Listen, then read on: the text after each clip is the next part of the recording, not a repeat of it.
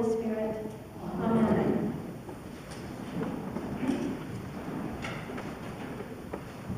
So it's not clear from the reading which Mary we have here. Let me straighten some of this out. This is Mary, the sister of Martha, Mary and Martha of Bethany, and their brother Lazarus is dead in the tomb. It's a cave, very much like the cave in which Jesus will be buried, with a stone rolled in front of it to seal it, very much like the stone that will be rolled in front of the cave that has Jesus in it. And like the story of Jesus' resurrection, there is a man inside who is going to walk out. But they're very, very different in walking out. One of them is wrapped in bandages with a cloth still around his face. He smells to high heaven and is guided out of the tomb by Jesus. Jesus is standing there waiting for him. The waking that happens, and Jesus calls this an awakening, not from sleep but from death, is a miracle in and of itself. But the early Christians looked at this story to give them a primer on how to explain to people who don't understand the resurrection. What is a resurrection on one hand, with Jesus in the middle, and what is a resuscitation or a waking up from sleep? Two very, very different things. A lot of us Christians aren't real clear on that either. So this story is a primer to give you the tools in which to explain. Now, both of these men had to die, right? So we see in Lazarus dying something that could have been prevented, and we know this from the story that we didn't hear this morning that goes before this reading. And it goes something like this. Jesus is out doing what he does with the disciples, traveling around, spreading the good news, healing people, and teaching people. He gets news that his dear friend, whom he loves, is deathly ill. Now Jesus reads this and then says to his disciples, this is an illness that is not going to end well. It's going to end in a waking up. And the disciples say, what? He says, I'm going to go and wake him up. And they say, well, Lord, if he's sleeping, he'll wake up. You don't need to go wake him up. And Jesus says, no. He is going to be dead. He's talking about death. And he's going to wake him from death. And so nobody understands Jesus, as usual, but we, the readers, are prepared for this. So he waits and doesn't go help his friends who he loves. Mary and Martha and Lazarus are probably the best friends of Jesus. They live right next to Jerusalem. We know he stays with them often. Mary is the one who washes his feet with her tears and anoints them with the expensive oil. This is Mary and Martha of Bethany. And we know other stories about Mary and Martha of Bethany, right? So they're familiar people. And Lazarus is their dear brother who is lying near death, and he's begging for Jesus to come. And Jesus waits. This sounds cruel, doesn't it? Sometimes we wonder, where is God? How come he's not coming in here and rescuing me? I'm praying, and he's not here rescuing me. And this is one of those things that has another purpose, so we can't direct God's purposes. But Jesus is in tune, and he knows what he's going to do. So by the time he gets there, we have two broken-hearted sisters. Jesus did not come and did not save their beloved brother. So first Martha goes out to greet him, saying the exact same words that we just heard Mary greet him with.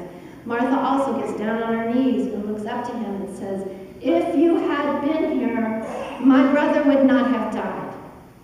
Where the heck were you? Pound on his chest. Where were you? So they're angry, they're grieving, and they're bereft. They're mourning. This is also the reading where Jesus says, I am the resurrection and I am the life. He says that right before this reading.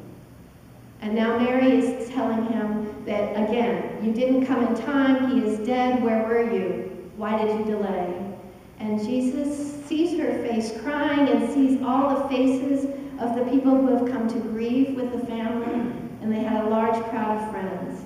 And they're ready go to the tomb and do the wailing and lamenting and tearing their clothes that are appropriate to do when a beloved has passed on. And Jesus says, show me where he is lying.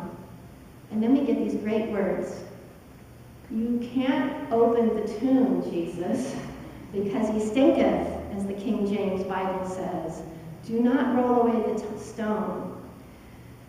Jesus, before he gets there, gets into this state of upheaval. The tears are a part of it, where he's deeply feeling. We don't know exactly what he's feeling. The Greek is not real clear. He's deeply feeling the angst and the anger and the grief that this beloved person has died, and he has promised to bring this person back to life, told the disciples he's going to do this, and now it's up to him and God. So he raises his head up and prays to God to wake up Lazarus.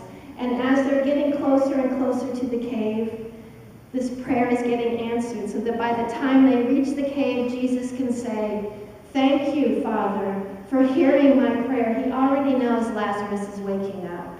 He's awoken in the cave.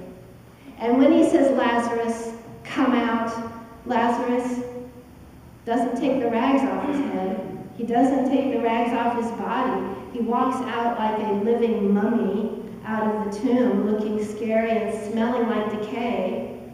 Is this like the resurrection? No. It's a little bit depressing, isn't it? And Lazarus is awakened from death in order to die again. Lazarus will die again. Will Jesus die again? No. What happens with the grave cloths is a huge symbol for John in the Gospel of John, so it's important that we look at this a little bit. Lazarus is wrapped up in all the bandages, and he has a cloth on his head, on his face, so he can't even see. He comes out of that cave just listening to Jesus and God calling him out of the cave. Jesus, when he is resurrected, bursts free of those cloths that were wrapped around him, kind of like swaddling clothes. You're born and you have swaddling clothes, you die, you get more swaddling clothes.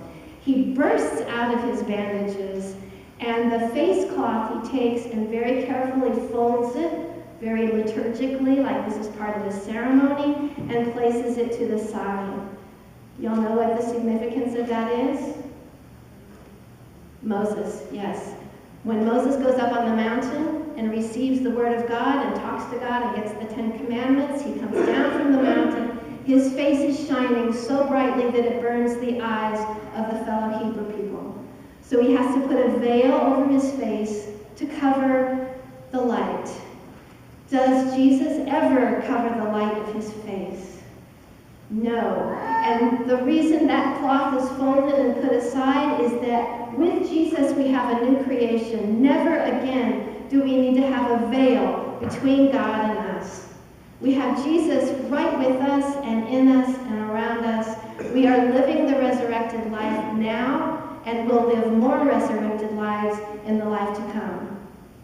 Lazarus has a huge purpose. He wowed all of the people who were watching and grieving. They had to unroll all their grief and then celebrate that he is alive again, but he will die again. And in fact, he becomes a target of those who are trying to kill Jesus. They're also trying to kill Lazarus because he's a bad advertisement for Judaism, the way they see it, not for Judaism the way we understand it. As we understand it, it is faithful and alive in all of us.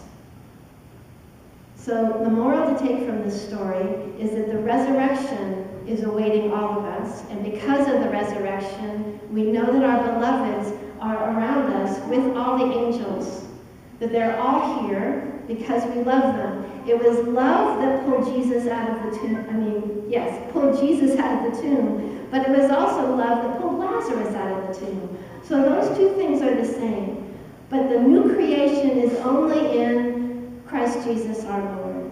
That with the resurrection, God was doing a new thing. That God continues to do over and over with all of those that we love, with all of the saints that have gone before us, and with each of our lives, because we are saints also.